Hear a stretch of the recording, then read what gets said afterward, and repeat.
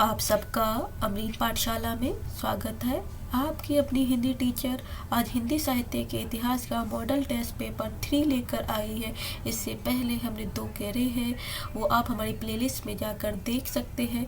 ये एमसीक्यू आपकी हर प्रतियोगी परीक्षा के लिए बहुत महत्वपूर्ण साबित होने वाले हैं, चाहे नेट हो, JRF हो, TGT PGT हो, LT ग्रेड हो या NVS RPSC, कोई भी स्कूल व्याख्याता परीक्षा हो, सब में ही आपके चाहे पैट एग्ज़ाम की परीक्षा के लिए आप तैयारी कर रहे हैं, उन सब के लिए महत्वपूर्ण प्रश्नोत्तरी है, जिसे आप ये ज़रूर देखिए। पूरी सीरीज़ जो हमारी है 16 से 17 क्लासेस आएंगी आपकी, ये तीसरे नंबर की क्लास है।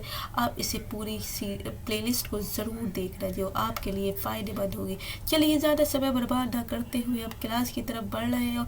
और जिन बच्चों ने अभी तक चैनल को सब्सक्राइब नहीं किया, वीडियो को लाइक नहीं किया और शेयर नहीं किया, वो जल्दी से शेयर करेंगे, लाइक करेंगे और सब्सक्राइब करेंगे, जिससे हमारी कोई भी वीडियो हो वो आपको जल्दी से टाइम के अनुसार वो नोटिफिकेशन के रूप में मिलती रहे। तो पहले क्वेश्चन पे आ जाते हैं। प्रश्न नंबर 1 है, खीर पकाई जतन से चरखा दिया चला, आया कुत्ता खा गया बैठी डोल बजा। तो अमीर खुसरो की यह रचना निम्नलिखित में से किसके अंतर्गत आती है? 4 ऑप्शन दिए गए, जल्दी से आप पढ़ सकते हैं। इसका ऑप्शन बताइए। तो 4 ऑप्शन आप लोगों ने आशा है पढ़ ली होगी। पहली ढकोसला, बुकरी और दुहा दोस्त खुद। तो इसका ऑप्शन हो जाएगा बी ऑप्शन, ढकोसला। इसे मैं बड़ा कर देती हूँ, जिससे आपको ये थोड़ा सही बड़े रूप में दिखाई देने लगे। थोड़ा सा छोटा कर देती हूँ, सारे ऑप्शन एक जगह आ जाए। यस, इतना बड़ा ठीक है, जिससे आपको ये दिखाई देने लगेगा। ठीक है, तो ढकोसला हो जाएगा। ये क्या है? खीर पकाई जतन से चरखा दिया चला, आया कुत्ता खा गया बैठी डोल बजा। अमीर खुसरो की रचना ढकोसला है। क्या है? ढकोसला है। इसके बाद दूसरा देख लेते हैं। हिंदी साहित्य के आदिकाल पुस्तक के लेखक है। तो 4 ऑप्शन आपके सामने दिए गए, आप आसाता आप पढ़ सकते हैं। तो इसके हो जाएंगे राहु हजारी प्रसाद द्विवेदी। तो दूसरे ऑप्शन के क्या होगा? हिंदी साहित्य का आदिकाल जो है उसके पुस्तक के लेखक कौन है? हजारी प्रसाद द्विवेदी। तीसरा क्वेश्चन आप देखिए, अब तीसरे पे आ गए हमारा प्रश्न नंबर 3 ये रहा। देखिए, सखी पिया को जोदा देखूं तो कैसे काटूं अंधेरी रतियां। मीन्स क्या है? सखी पिया को जोदा देखूं तो कैसे काटूं अंधेरी रतियां। ये पंक्ति किस कवि की है? 4 ऑप्शन है आपके सामने, तो आप देख सकते हैं इसमें से आंसर क्या होगा। सामने ऑप्शन दिए गए हैं, तो इसका आंसर हो जाएगा अमीर खुसरो। थर्ड ऑप्शन हो जाएगा अमीर खुसरो। चौथा क्वेश्चन देखिए, प्रश्न नंबर 4 आपके सामने है। अर्र गोला छूटल लागे, सर सर तीर रहे संदाए, गीला लागे जेही हाथी के, मानो चोर सुध हवे जाए। इन पंक्तियों के कवि कौन है? 4 ऑप्शन बच्चों दिए गए हैं आपके सामने, तो जल्दी से देखिए। तो इसके हो जाएंगे जगनिक। तो अर्र गोला छूटल लागे, सर सर तीर रहे सरनाए, गीला लागे जेही हाथी के, मानो चोर सेध हवे जाए। तो ये जगनिक की है। प्रश्न नंबर 5 पे आ जाइए बच्चों। चंद्र बरदाई हिंदी के प्रथम कवि महाकवि माने जाते हैं और इनका पृथ्वीराज रासो हिंदी का प्रथम महाकाव्य है। 4 ऑप्शन दिए गए हैं। प्रथम महाकाव्य क्या होगा? चंद्र बरदाई हिंदी के प्रथम महाकवि माने जाते हैं और इनका पृथ्वी ये राजो हिंदी का प्रथम महाकाव्य। ये जो पंक्ति है ये किसने कही है? प्रश्न नंबर 5 पे देखिए, इसका हो जाएगा रामचंद्र शुक्ल।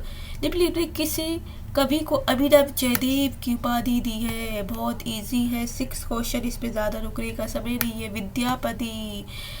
विद्यापति को अभिनव जयदेव की उपाधि दी गई है। मैथिल कोकिल भी कहा जाता है, इन्हें अभिनव जयदेव भी कहा जाता है। बच्चों याद रखिए, बहुत इंपॉर्टेंट क्वेश्चन है। 6 नंबर हमने देख लिया है, इसी तरह से 7th नंबर पे आ जाइए। पुस्तक जलन हाट दे चली गजदीप गज्जत द्रीप काज है पंक्ति किसकी है? प्रश्न नंबर 7 के आपके सामने दिए गए हैं। तो 7 का हो जाएगा चंदर बरदाई बोलते हैं कि पुस्तक जलहड़हाट दे चले गज्जत द्रीप काज है पंक्ति चंद्र बरदाई की है।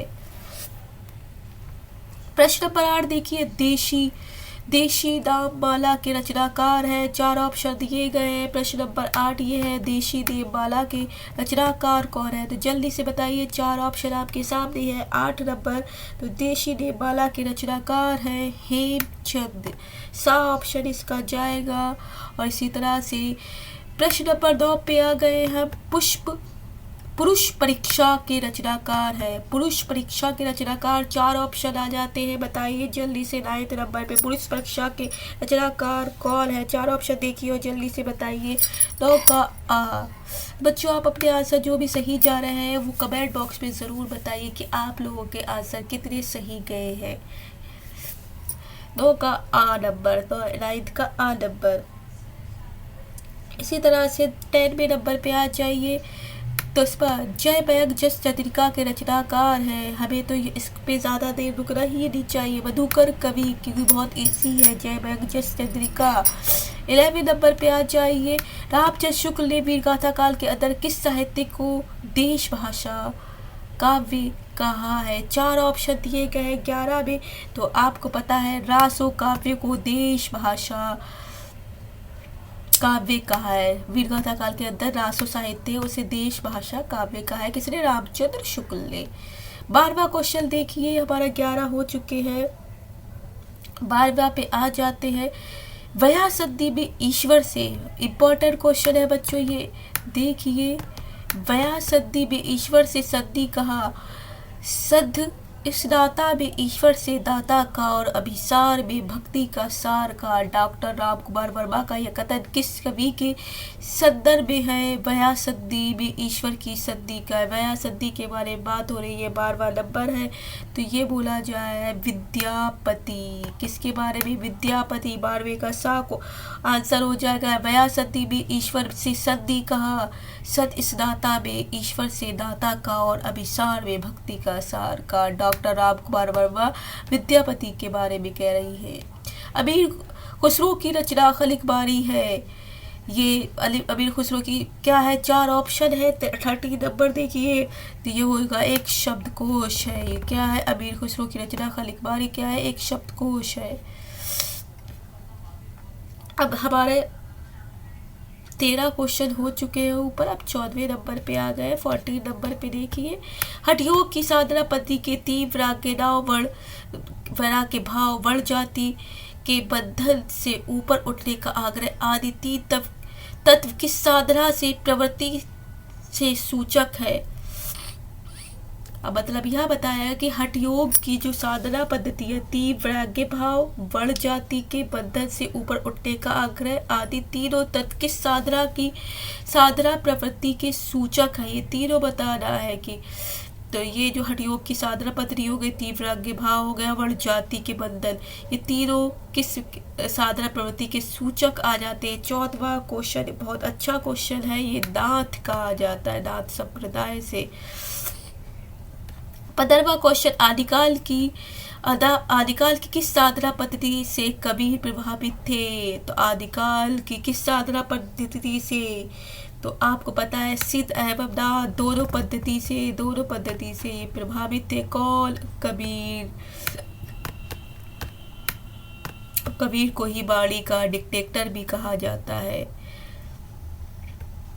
जैन धर्म संबंधी रचनाएं किस भाषा में रची गई है? इजी क्वेश्चन है, पता होना चाहिए। 16वां क्वेश्चन, इस पे ज्यादा समय बर्बाद ना करते हुए अपभ्रंश में जैन धर्म संबंधी रचनाएं किस भाषा में है? अपभ्रंश में है। 12 नंबर। सरहापाद की प्रसिद्ध रचना कौन सी है? सरहापाद जो है उनकी सरहापाद की प्रसिद्ध रचना है, सबको पता है। ये ऑप्शन है दोहा कोश। 17वें का बी ऑप्शन दोहा कोश है। आदिकालीन युग वर्णन में किस भाषा का प्रयोग हुआ है? आदिकालीन युग वर्णन जो किया गया है उसमें किस भाषा का प्रयोग किया गया? युद्ध वर्णन में जो किया गया है तो आपको पता होना चाहिए डिग्गल भाषा का प्रयोग किया गया है। 18वें का डी ऑप्शन आ जाएगा। डिग्गल भाषा का प्रयोग आदिकाल में मिलता है। 18वें का डी। 19वें के क्वेश्चन पे आ जाइए। संस्कृत के भवभूति की अपभ्रंश की किस कवि की तुलना की गई? संस्कृत के भवभूति की अपभ्रंश की किस कवि से तुलना की गई है? तो आपको पता है किससे गई है, 4 ऑप्शन दिए गए हैं तो आप देख सकते हैं ये किससे, पुष्पदत्त से की गई है। 19वें का बा हो जाएगी कि संस्कृत के भवभूति की अपभ्रंश की किस कवि से की गई है, पुष्पदत्त से की गई। 19वें का बा ऑप्शन आ जाता है। 20वां क्वेश्चन देखिए।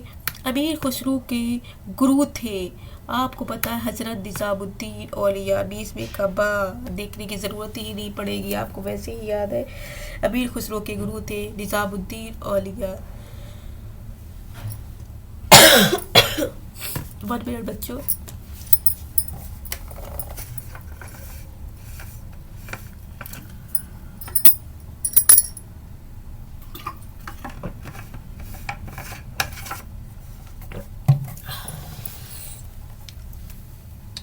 सॉरी बच्चों, स्टार्ट करते हैं। 21 का अब पे आ गए हम।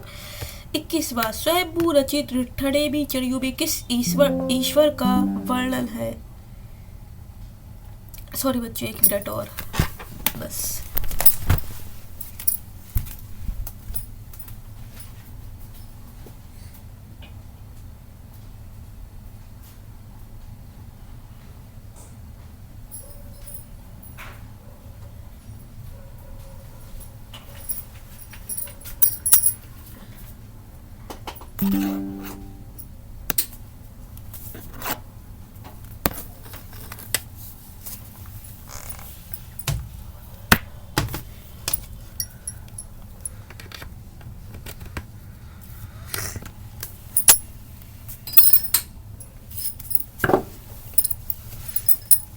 सॉरी बच्चों, कभी कभी ऐसी चीज़ें होती रहती है।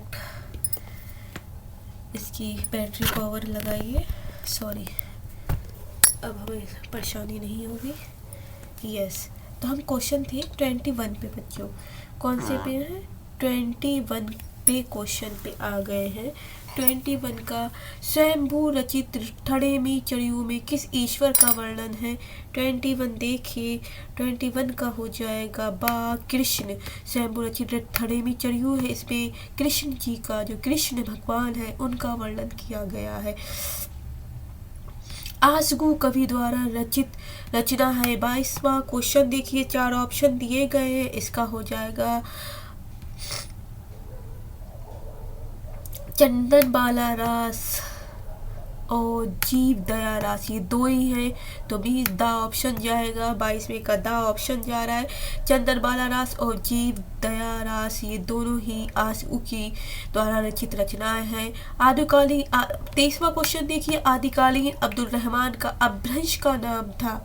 यहाँ पर अध्ययमाण, पूर्वमाण और आपको यहाँ पर और 2 नाम दिखाती हूँ जो यहाँ ऊपर है। अब्दमाण या इनमें से कोई नहीं। तो 23वें नंबर आपको पता है, ज़्यादा रुकने की ज़रूरत ही नहीं है, आप ही चले जाएंगे। अध्ययमाण, आदिकालीन अब्दुल रहमान का अपभ्रंश में नाम है अध्ययमाण। याद रखिए, इंपॉर्टेंट क्वेश्चन है, पूछ सकते हैं आपसे कि आदिकालीन अब्दुल रहमान का अपभ्रंश में नाम है अध्ययमाण। अध्ययमाण 23वें का आ हो जाएगा। अब आ जाते हैं हम 24वें के क्वेश्चन पे आ जाते हैं। यस, 24वें नंबर पे आ गए। आदिकालीन गीति परंपरा के आदि कवि हैं। गीति परंपरा के आदि कवि चंद्र बरदाई है। 24वें का बा हो जाएगा। इससे ज़्यादा देखने की ज़रूरत नहीं है कि आदिकालीन जो गीति परंपरा के आदि कवि है वो विद्यापति है। कौन है? विद्यापति। तो देखने की ज़रूरत ही नहीं पड़ेगी, 24वें का वह हो जाएगा।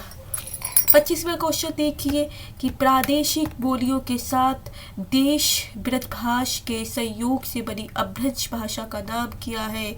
तो बोलियों के साथ देश भाषा की ब्रज के संयोग से बनी, ब्रज के संयोग से जो बनी है उसका बताना है। इजी क्वेश्चन है 25वां, वो पिंगल हो जाएगा। ब्रज पिंगल, तो ब्रज के अपभ्रंश से बनी है, ब्रज और अपभ्रंश से बनी हुई पिंगल है, क्या हो जाएगा? और अवधि और भ्रंश से मिलकर बनी है वो डिंगल हो जाएगा। लेकिन पिंगल में ब्रज और अपभ्रंश आ रहा है तो पिंगल आएगा। 26 एक थाल मोती से भरा सबके सिर पर औंधा धरा, एक आदिकालीन खड़ी बोली की पंक्ति किस कवि की है? ये अमीर खुसरो की है और ये आपकी पहेली है और ये है आसमान। उसमें एक थाल है और मोतियों से भरा हुआ है। आप अमीर खुसरो की पहेलियाँ वाली जो प्लेलिस्ट पे जाकर देख सकते हैं। मैंने बहुत सारी पहेलियों की एक वीडियो बनाई है। हिंदी साहित्य के इतिहास नाम से जो पूरी सीरीज चली हुई थी आपकी, उस पर है। MCQ की अलग सीरीज़ ये चला रही हो। इससे पहले हमने कंटेंट की अलग चलाई थी। कंटेंट वाले में आपको ये जाके मिल जाएगी, तो अच्छे से उसे पहले देखिए और फिर इसके बाद ये सीरीज़ करिए, तो आपकी दोनों सीरीज़ प्लेलिस्ट देख जाएंगे तो आपका बहुत अच्छा हिंदी साहित्य हो जाएगा। तो आपको इसी तरह से हम बहुत सारी चीज़ें लाते रहेंगे, तो आप हमारे चैनल से जुड़े रहिए बच्चों। तो उसको कंटेंट वाली को भी ज़रूर देखिए और ये वाली सीरीज़ देखिए, तो आपको बहुत लाभदायक सिद्ध होगी। 27 पे आ जाइए। 27 है, मेरी इस कुकवित को बुद्धजन सुनेंगे नहीं और ना बुद्धजन अपनी अबुद्धता के कारण इनमें प्रवेश करेंगे। यह पंक्ति किस कवि ने किस रचना के लिए कही? तो 27वां आपका ऑप्शन दिए गए हैं, तो आप जल्दी से देखिए किसने किस कही है। तो ये मेरे इस कुकवित को बुद्धजन सुनेंगे नहीं और ना अबुद्धजन अपनी अबुद्धता के कारण इनमें प्रवेश करेंगे। तो 27वें का देखो, सब लोगों ने देख लिया होगा होपफुली। तो इसका सा ऑप्शन हो जाएगा। अब्दुल रहमान ने संदेश रासक में की है। किसी भी अब्दुल रहमान ने संदेश रासक में कही है। 28वां नंबर, रासो नए रोमांस प्रस्तुत करता है और संदेश रासक पुरानी प्रीति का निखार है। उक्त पंक्ति किस आलोकचक की है? 26वां क्वेश्चन है। 28वां क्वेश्चन है ये। 28वां ये है, डॉक्टर हजारी प्रसाद द्विवेदी कहते हैं कि रासो नए रोमांस प्रस्तुत करता है और संदेश राकेश पुरानी प्रीति को निखार देता है। डॉक्टर हजारी प्रसाद द्विवेदी कहते हैं। 29 देखिए, हिंदी साहित्य के इतिहास का सर्वाधिक विवादास्पद काल माना जाता है। सबसे ज्यादा विवाद से भरा हुआ काल आदिकाल को माना जा रहा है। 30 नंबर, सहजियान के प्रवर्तक सिद्ध सरप्पा के किस विद्वान ने हिंदी का पृथक कवि माना है? जो सहजियान के प्रवर्तक सिद्ध सरप्पा को किस विद्वान ने हिंदी का प्रथम कवि माना? कि सरप्पा को किस विद्वान ने हिंदी का पहला जो कवि है वो मान रहे हैं? आपको पता है ये राहुल सकृत्यायन मान रहा है। कौन मान रहा है? राहुल सकृत्यायन इन्होंने माना है। इनकी तिब्बत यात्रा जो है वो बहुत फेमस, इन्होंने लिखा हुआ है और ये आपके नेट JRF में भी लगा हुआ है। तो वो ज़रूर फ़ायदेमंद रहता है इनका, वो हम पढ़ेंगे। मैंने इसका एक चैप्टर पढ़ाया हुआ है जो 9th क्लास में आया हुआ है। 9th क्लास के जो प्लेलिस्ट बनी हुई है उसमें जाकर आप लिहाजा की ओर देख सकते हैं। वो चैप्टर है, उसी में थोड़ा बहुत इनके उस चीज़ के बारे में मिल जाएगा। यात्रा वृत्तांत है उनका एक, तो बहुत फेमस वृत्तांत है, उसके लिए बहुत फेमस हुई है। साध्य भाषा 31वें पे आ जाइए। साध्य भाषा जो कि सिद्धों की मुख्य भाषा थी में लिखा ग्रंथ चर्यापद किसकी रचना? चर्यापद जो है वो किसकी है? चर्यापद इजी क्वेश्चन है, चर्यापद पता होना चाहिए। 31 का ये शबरपा का है। चर्यापद किसकी रचना है? संध्या भाषा में लिखा गया, शबरपा का है। निम्न में से किस सिद्ध का स्थान 84 सिद्धों में सबसे ऊंचा माना जाता है? पहला अलग है और सबसे ऊंचा माना है। पहला स्थान नहीं पूछा जा रहा है, यहाँ पर कंफ्यूज करने के लिए क्वेश्चन पूछा जाता है। तो सबसे ऊंचा स्थान तो लुइपा का है और पहला स्थान सरप्पा का आ जाएगा। किस पाएगा? सरप्पा का। लेकिन सबसे ऊंचा स्थान माना जा रहा है वो किस 84 सिद्धों में, तो वो लुइपा का होगा। याद रखिए, यहाँ पर ये क्वेश्चन घुमा के पूछ सकते हैं। जॉर्ज क्रिश्चियन के the modern vernacular literature of Hindustan का प्रथम हिंदी अनुवाद निम्न में से किसने किया था? तो आपको पता है 33वें नंबर बहुत इजी है। किशोरी लाल गुप्त ने, किसने क्या, जॉर्ज ग्रिशन का सॉरी बच्चों, 33 नंबर का किशोरी लाल गुप्त आ जाएगा। गणपति चंद्र गुप्त के अनुसार इनमें से किस कृति को हिंदी साहित्य का प्रथम कृति माना जाता है? जो गणपति चंद्र गुप्त है, किस कृति को माना है? 4 ऑप्शन दिए गए हैं आपके 34 में। यहाँ पर हो जाएगा देवसेन कृत शवकाचार को माना जा रहा है। देवसेन कृत शवकाचार को हिंदी साहित्य का प्रथम कृति माना जा रहा है। निम्न में से कौन सी ग्रंथ में महोबा के वीर योद्धा आला और ऊदल का वर्णन है? आला ऊदल का वर्णन किस में मिलता है? महोबा जो है वहाँ के वीर योद्धा है। तो 35वें का आपको पता होना चाहिए, ऑप्शन है परमाल रासों में मिलता है। किसमें? परमाल रासों में मिल रहा है। पृथ्वीराज रासों में पृथ्वीराज चौहान का मिल रहा है। परमाल रासों में किसके? आला और ऊदल का जो योद्धा है उनका वर्णन मिलता है। 36 में है, निम्न में से किस विद्वान ने सर्वप्रथम पृथ्वीराज रासों की ऐतिहासिकता पर प्रश्न चिन्ह खड़ा किया है? सारे 4 ऑप्शन दिए 36 में। आपको पता है इसमें डॉक्टर वूलर ने कर दिया है कि ऐतिहासिकता पर प्रश्न चिन्ह खड़ा ही कर दिया है विद्वान ने, तो वो है डॉक्टर वूलर। पृथ्वीराज रासों की किस कृति को सर्वाधिक प्रमाणित माना जाता है? पृथ्वीराज रासों की किस कृति को सबसे ज्यादा प्रमाणित किसने माना है? तो आपको पता है 37 का आपको बताना है, वो है माता प्रसाद द्वारा संपादित जो हुई है।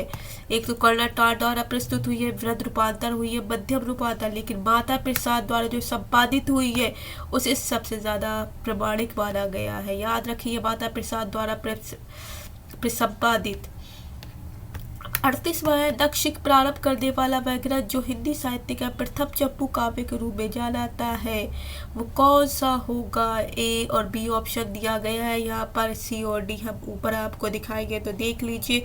38 का माइंड में सोच के रख लीजिए क्या आंसर होगा इसमें। ऊपर दिखाने की जरूरत नहीं, सामने यह रोड़ा ग्रंथ राहुल वेल को नक्शिक प्रारंभ करने वाला ग्रंथ माना जा रहा है। नक्शिक प्रारंभ करने वाला ग्रंथ जो हिंदी साहित्य के प्रथम चंपू काव्य रोड़ा ग्रंथ राहुल वेल ही आएगा।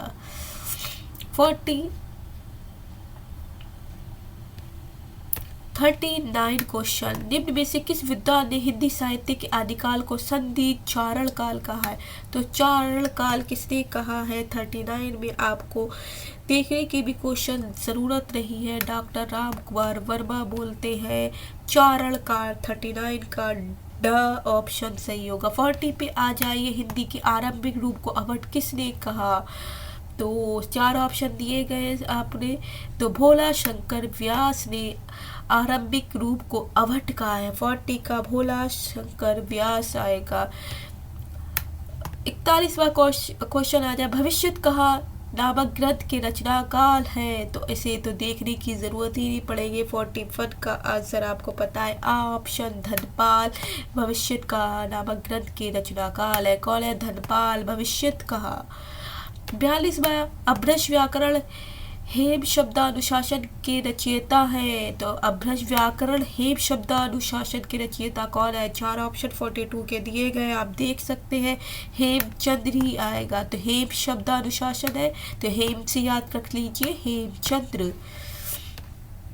43, नाला रसायन आरंभी शारदा टूठी ब्रह्म कुमारी किस रासो ग्रंथ की पंक्ति है? कि नाल है रसायन आरंभी शारदा टूटी ब्रह्म कुमारी किस रासो ग्रंथ की है? 43 में ऑप्शन आपके सामने दिए गए, ये हो जाती है बीसल देव रासो ग्रंथ की है। 44 देखिए, किस रासो काव्य में मेघदूत और संदेश राशक परंपरा का विकास मिलता है? 4 ऑप्शन 44 में दिए गए, आपको पता है बीसल देव रासो में मेघदूत और संदेश राशक परंपरा का विकास मिलता है। 45 देखिए, हिंदी साहित्य प्रथम महाकाव्य माना जाता है। आपको पता है सबसे बड़ा महाकाव्य 45 का आंसर सामने ही है, पृथ्वीराज रासो ही है। 46 देखिए, रामचंद्र शुक्ल और डॉक्टर वूलर मुंशी देवी प्रसाद जैसे विद्वान ने पृथ्वीराज रासो को क्या माना है? 4 ऑप्शन है, प्रमाणिक, अप्रमाणिक या अर्ध प्रमाणिक। इसमें से 46 में आपको पता होना चाहिए अप्रमाणिक ग्रंथ मानते हैं। रामचंद्र शुक्ल, डॉक्टर वूलर मुंशी देवी प्रसाद जैसे विद्वान पृथ्वीराज रासो को अप्रमाणिक मानते हैं और अर्ध प्रमाणिक हजारी प्रसाद द्विवेदी मानते हैं। याद रखिए, अर्ध प्रमाणिक कौन मान रहा है? हजारी प्रसाद द्विवेदी, लेकिन रामचंद्र शुक्ल अप्रमाणिक मान रहे हैं। 47 है, पृथ्वीराज विजय किसकी रचना है जिसके आधार पर सन 1875 में डॉक्टर वूलर ने पृथ्वीराज रासो की जाली ग्रंथ कहा है? पृथ्वीराज विजय किसकी रचना है जिसके आधार पर, तो एक तो पृथ्वीराज विजय भी है जिसके आधार पर सन 1875 में डॉक्टर वूलर ने पृथ्वीराज रासो को क्या कह दिया कि एक जाली ग्रंथ है, कि इसे चुरा कर लिखा गया है। क्योंकि तो 47 का आपको पता होना चाहिए कौन है? जयानक है कि किसने कहा है? जयानक। पृथ्वीराज विजय जयानक की रचना है। किसकी? जयानक। 48 देख लीजिए, 48 पे आ जाते। जयचंद्र प्रकाश और जयमेघ जनचत्री का उल्लेख किस कृति में मिलता है? 48 का आपको पता है राठौड़ा ख्यात। जयचंद्र प्रकाश और जयमेघ जनचत्री का उल्लेख किस कृति में मिलता है? राठौड़ा ख्यात में मिलता है। याद रखिए, राठौड़ा ख्यात बा ऑप्शन, 48 का बा ऑप्शन हो जाएगा। 49 पृथ्वीराज रासो को प्रमाणिक ग्रंथ नहीं मानते हैं। प्रमाणिक ग्रंथ नहीं मानने वाले विद्वान है, तो 49 में आपको पता होना चाहिए मुंशी देवी प्रसाद है। कौन है? नहीं मान रहा है, प्रमाणिक नहीं मान रहे, तो आप प्रमाणिक मान रहे हैं समझ लो, तो मुंशी देवी प्रसाद हो गए, रामचंद्र शुक्ल हो गए, ये याद रखिए। 50 नंबर, तस्कराई शराई हिंदी नामक हिंदी साहित्य के तस्कराई शराई हिंदी नामक हिंदी साहित्य के इतिहास के लेखक कौन है? तो तस्कराई शराई आपको वैसे ही पता चल रहा है, इसका आपको आंसर मौलवी करीमुद्दीन है। तस्कराई शराई नाम से ही पता चल जाना चाहिए, मौलवी करीमुद्दीन हो जाएंगे। तो बच्चों, आज हमारे 50 क्वेश्चन पूरे हो गए हैं और हमने मॉडल पेपर 3 पूरा कर लिया है। अब अगले मॉडल पेपर 4 इसी तरह से हम लेकर आते रहेंगे। हमारा भक्ति काल जो है भक्तों अब स्टार्ट होगा। अब हमारे आदिकाल के सारे हमने 150 क्वेश्चन करे हैं। 3 मॉडल पेपर हुए, इसमें 150 क्वेश्चन हो चुके हैं। अब भक्ति काल का चौथा जो मॉडल पेपर आएगा वो भक्ति काल से रिलेटेड आएगा, तो उसमें मिलेंगे। और जिन बच्चों ने अभी तक सब्सक्राइब नहीं करा, सब्सक्राइब करेंगे, वीडियो को लाइक करेंगे, शेयर करेंगे ज़्यादा से ज़्यादा, और जिससे हर किसी को, आपके साथियों को इस सीरीज़ का फ़ायदा मिल सके। और हमारी वीडियो जैसे ही अपलोड हो वो आपको नोटिफिकेशन के रूप में मिल सके, इसलिए सब्सक्राइब करिए। ऑल के पे जाके सब्सक्राइब पे क्लिक करेंगे तो नोटिफिकेशन ऑन हो जाएगा। तो चलिए, bye bye, take care, have a nice day. जहाँ रहे खुश रहे, आबाद रहे। जय हिंद, जय भारत।